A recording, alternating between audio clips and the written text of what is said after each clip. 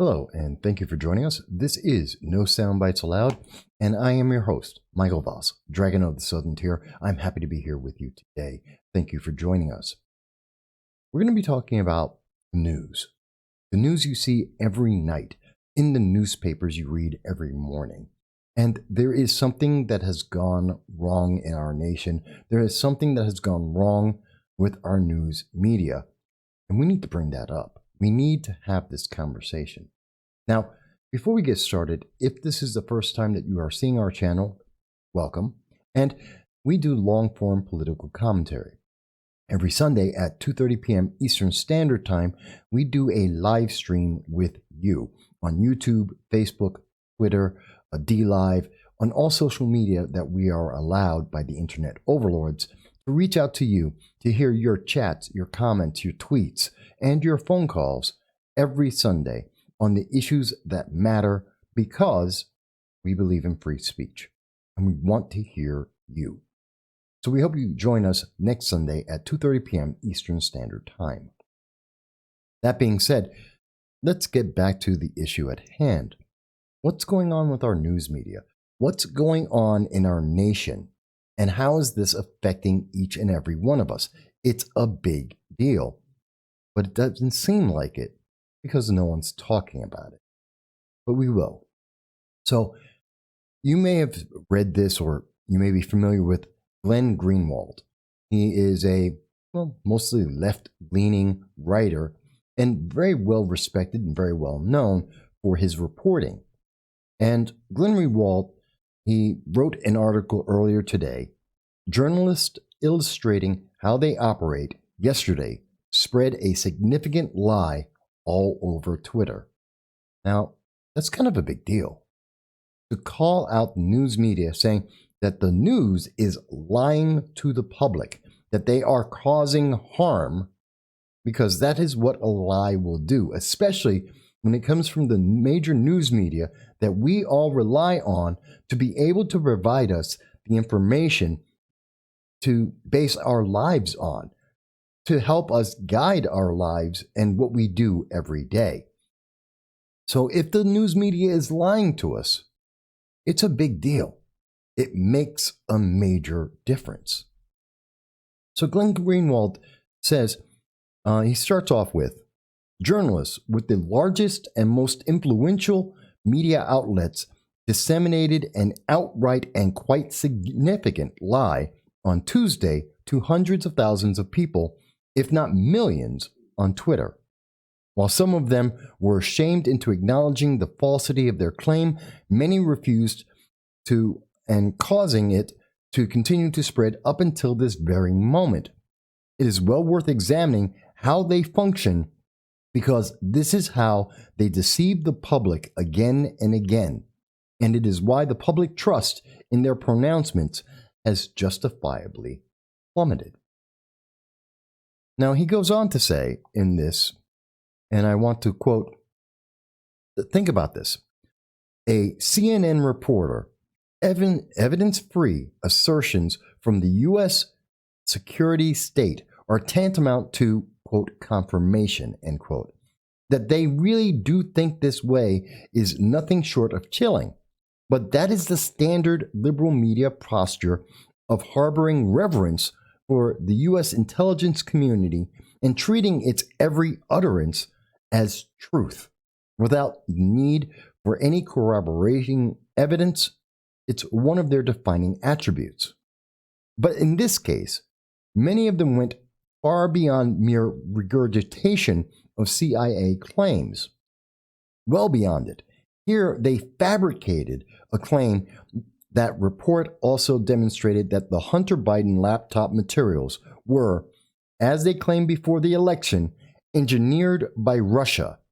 In reality, the report did not even mention the Hunter Biden laptop materials or allude to it, let alone claim that it was produced by the Kremlin, let alone supply evidence that it constituted Russian disinformation. But no matter, numerous journalists united to spread this false claim far and wide that the report confirmed the storyline. That's a massive statement. by Glenn Greenwald.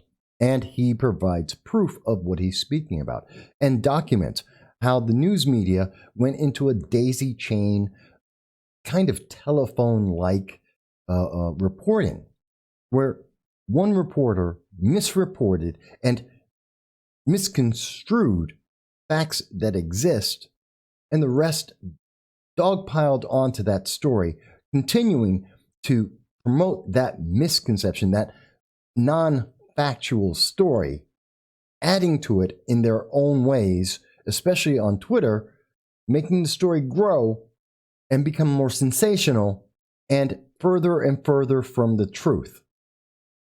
And this helps no one in this nation. In fact, it helps to divide our nation. The Hunter Biden laptop was a critical piece of information about a candidate and their family, the influence of foreign nations, in particular China, on the United States, the potential that that could have. And people had every right to agree with it or ignore it, whether or not they wanted to.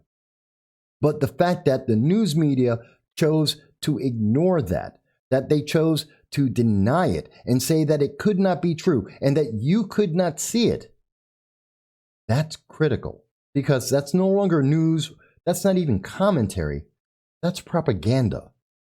That's denial of truth and facts relevant to your life and livelihood. And then here we are now several months later, where we are getting reports from our government,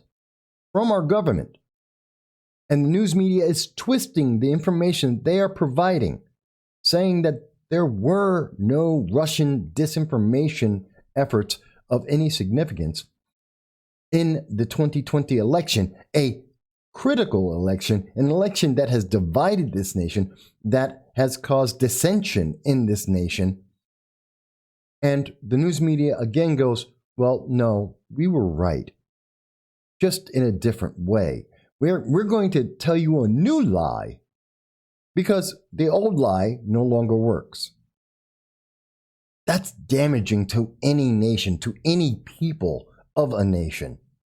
It does not help. It does not bring us together. It separates us. It makes us weaker, not stronger.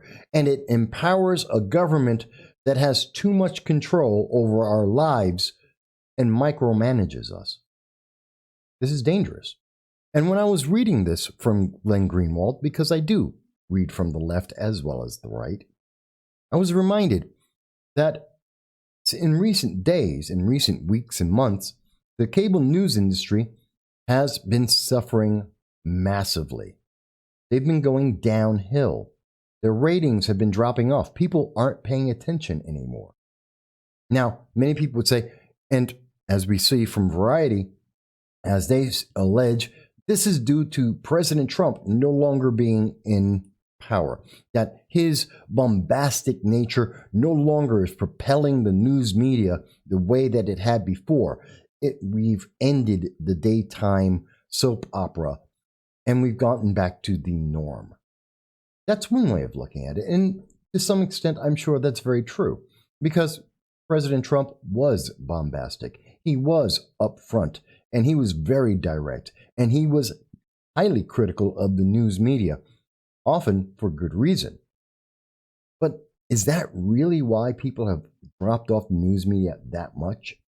I mean, at the time where we see growing tensions in Syria, growing tensions with Russia, seeing China being a big issue at this moment and going forward, North Korea, Iran, our troubles down at our southern border. These are all massive issues, not even counting the domestic issues that we have going on in our nation, where we have riots that are still going on by BLM, where we have an autonomous zone that has been in existence and continuing to subvert, and really it's treasonous activity going on in our nation at this moment, and our national debt skyrocketing. These are just a few of the major issues that are going on, and they affect people's lives every single day. And they will affect our next generation and the generation after that. To say that the news has become less important or less vital to our lives is a serious understatement. It is a serious denial of the reality of what's going on right now. But yet that's one of the messages we're getting from the news media. You don't have to pay attention as much because Orange Man Bad is gone and now your life is good. The government will take care of everything. Things are going fine. Don't worry. All the concerns I've just mentioned, you don't need to think about. Is that really the truth? Is that really what we should be believing from a news media that, as Glenn Greenwald just highlighted, lied to the American people, knowingly and actively lied to the American people? And that reminded me of a few other things where we've seen similar things. Matter of fact, it goes back to January 22nd, where we did the article on the Biden Middle East policy, where American troops were entering into Syria, that we were building up our military forces in a nation that is in a civil war that has nothing to do with the United States. And at the time, on January 22nd, when we reported that, 2 days after Biden had taken office, the major media of the United States told the people, not true, that it didn't happen, that it wasn't happening. We've since then learned that it is very true.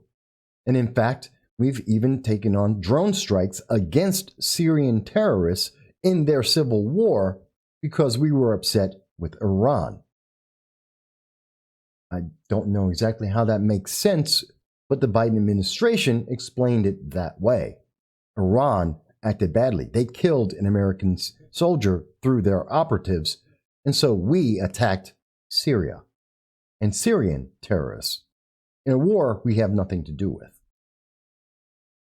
So the American public was distracted, and perhaps if the American news media were paying attention back on January 22nd, when we were reporting, as was being reported internationally, that the United States was gearing up its military in Syria, perhaps there would have been a different outcome. Perhaps we would have been more prepared. I'm reminded of another incident, in fact, and this is from January 28th, 6 days later, where we were talking about how the news failed a community, a local community here in Broome County in upstate New York, where the news media actively, internationally promoted a lie and then failed to tell the public when that lie was proven to be false. In fact, we were talking about it, and I'll play this part here. To be true, there had to be some truth to it. And everyone held their breath for about a couple of weeks until the next news cycle started, until the elections for 2019 were done. And then everyone moved on, and everyone forgot. Conveniently, the news media that had helped promote this to an international story had nothing to say. They were gone. They went on to the next story. That's why, as it turned out, no one noticed that in September 14th of 2020, there was actually a decision. The lawsuit, the trial, the case actually came to a resolution. And as it turned out, much like was found by the DA, there was no case. There was no crime that was alleged. Point by point, the justices looked over the case, and in great detail, both citing legal reasons, precedents, and also in going through the extensive complaint made, there was no crime. Now, you may or may not remember this story. In fact, it was a very big story in 2019, where an allegation that 4 young women were strip searched in their school, it reached the entire world. Coverage was in Australia, in Britain, as well as across the United States. It destroyed a community, separating people based on their race, because this was supposedly a racially motivated event. And the news media leapt at this and made sure to promote this racially tinged message, this idea that young girls were being strip searched because they were black. And then when the truth came out, the news media was nowhere to be seen. No one except this channel to this day has promoted this story. The fact that being before judges, the case and all of the evidence have proven to be false. It did not happen. That the news media promoted a lie that affected lives, that has affected the economy and the livelihood of a region and all of the people in it, and divided the people that previously had no racial issues and separated them based on race. I was reminded further from Glenn Greenwald and his article about some other news on March 3rd that we have reported on. And in this case, we were talking about the Parler lawsuit. And we had this to say about that. But the public is being misinformed by The Verge and by other news media. And Google is doing its best effort to make sure that the public only sees one side of this story, the incomplete information that has a bias built into it. And again, we see what Glenn Greenwald has been speaking about, that the news media is actively lying to the public, that they are misinforming us. They're giving parts of the information, that they're in times making up the information, that they're promoting the most sensational aspects that they can in each and every story to tell us something that isn't true. And we have to ask the question, why are they doing this? Why are they telling us these false stories? And I have to go back to, so in the case with Glenn Greenwald and what he was speaking about yesterday, the media was covering its own tracks, defending its own previous lies, and the lies just have to be added on to. And going to what we see with Joe Biden in the Middle East, we weren't told because we weren't supposed to know yet, because people would object to it, because it lies in the face of the Middle East peace that Joe Biden was elected for, that he immediately has gone against. Because we see with the claims of strip search and racism, it's not true. And that doesn't help the BLM, the message of America being a bad nation, that whites are inherently evil and racist. It doesn't promote that message that we're being told in every medium must be true, and that we must punish people based on the color of their skin. And every time that we find that that isn't the case, well, that doesn't help that message. That when we see the news media is telling us, hey, here's part of the news, that, oh no, free speech is perfectly fine. You don't have to fight for it. You already have it, as long as you listen and do what we say. As long as you say only what we want you to say. This is a problem. We are losing the news. We have lost the news, and we have gained propaganda. We have special interests that control the stories and the way that we are able to communicate, whether it's on Facebook, on Twitter, on YouTube. They control what you can say and what you cannot. Even when we see this every week in our live stream, where we will see YouTube, Google, Facebook drop out coverage, drop off the signal that we're sending out with more than enough power because we said something they didn't like. The words that preceded that drop off were words you're not supposed to hear, that we're not supposed to discuss. Tens of thousands, actually hundreds of thousands, have been kicked off of YouTube, off of Facebook, off of Twitter, just since January 20th, because they don't like what some people have to say. And at the same time, we have our news media that is actively going out of its way to tell us a false narrative, to tell us the wrong story, because they want to have political power centered on only certain people. And I'll give you an example of that. As we have just found out on March 11th, it came out that President Trump, in a call to the lead investigator in the state of Georgia about election irregularities, the news that was told to us by the Washington Post and repeated by the rest of the news media, telling us that they had verified this, is patently false. It is a lie. It is not true. We were lied to.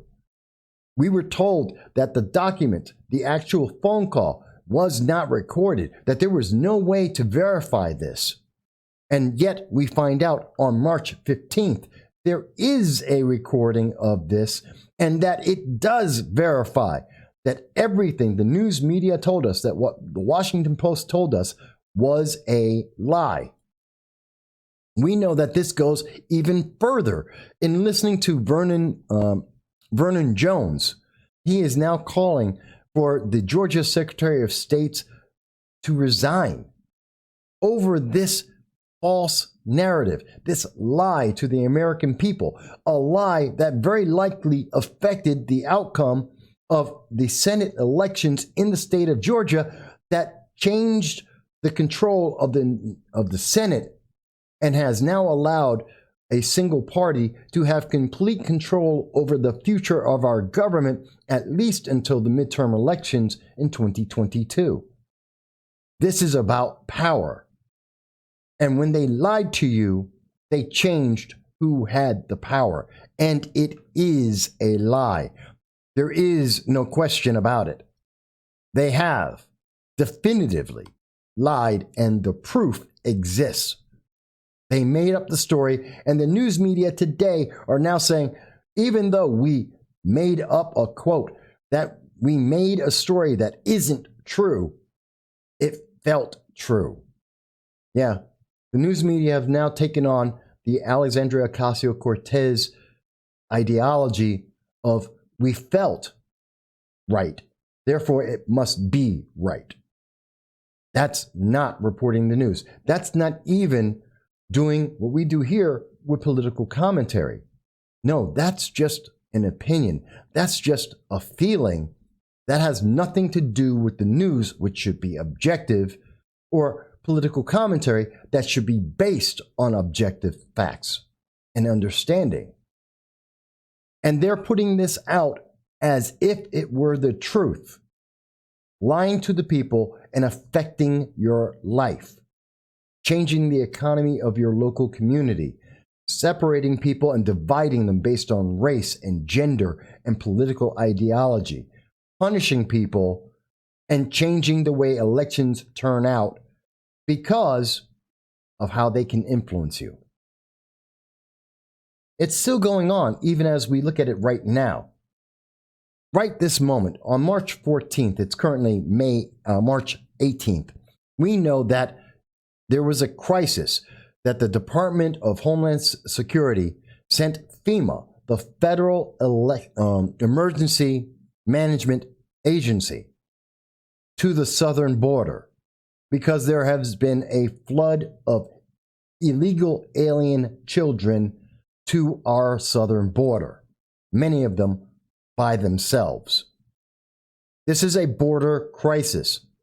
And in response, the Biden administration, through very little news media coverage, has ordered a complete gag that you cannot be told about what is accurately going down at the border, even as we are hearing that there are statements that children are at the border at this moment, and they are hungry, they are unable to shower except once a week, and they are overcrowded in the conditions that they are in. And when I say overcrowded, we knew. The Guardian over in the United Kingdom, in England, they knew and reported that there was a spike of nearly 6,000 illegal alien children crossing into the United States, and that news was being told to us on February 15th. The American media didn't want you to know about that. They didn't talk about that story. They downplayed that message of what's going on in our border as a result of the policies to open the border of the United States by Joe Biden. But now, on March 18th, today, as reported by CBS News, there are 13,000 illegal alien children that are in America's custody, that are in substandard housing as we speak. They are at a camp for oil workers that has been taken over and repurposed to house 13,000 illegal alien children that are unaccompanied by themselves in the United States. That they are being held for more than the 72 hours that is the legal limit as established under the Obama administration. That these children are sleeping on the ground because of the COVID regulations and cannot be put into beds, and they are being put into tents. And we knew this was coming. And not only has FEMA been sent, the Federal Emergency Management, not only have they been sent to the U.S. southern border, but ICE, the Immigration and Customs Enforcement Division, has asked for volunteers from the agency to come down.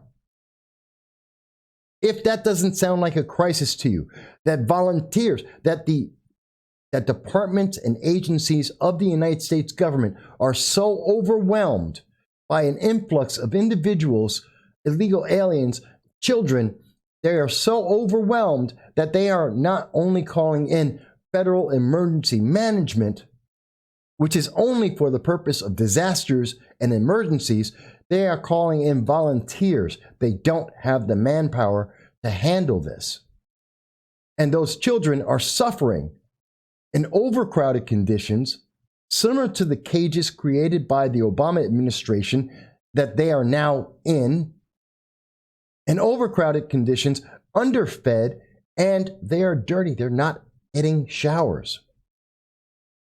You would think that this would be news that would be important, that we would hear the entire news media talking about and trying to tell the American people about. But instead, when we ask the press secretary for the Biden administration, what we get to hear instead is... Does FEMA's arrival at the border mean that the administration feels what is happening down at the border is a disaster?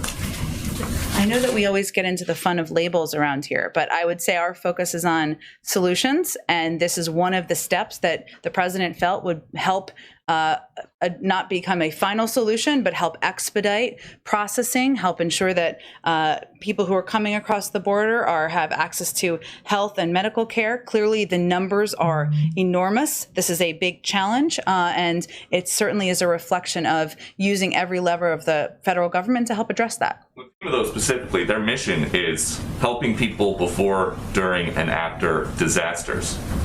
We've heard you say that it's a problem, that it's a challenge. Is it now a disaster? I appreciate the opportunity. I do like your mask, but I will say that FEMA is there to help ensure that the people who are at the border, who are coming across the border, have access to HHS and ORR shelters, that we can swiftly place them with vetted families. They're playing a number of roles there to address what we feel is a significant problem and a significant challenge. And I think we haven't been hiding about that. And yes, they have. They have. And the news media has allowed the Biden administration, FEMA, ICE, they have allowed them to to let this crisis grow. In fact, to double in just a couple of weeks. As reported by the Guardian in the United Kingdom, to today, the problem has more than doubled. And there is no reason to believe that it's not going to continue to grow based on the policies of the Biden administration at this time, that you aren't being told. How many of the 47 executive orders that Biden has signed into place do you know? That you remember besides just a headline? What do you actually know that he has done?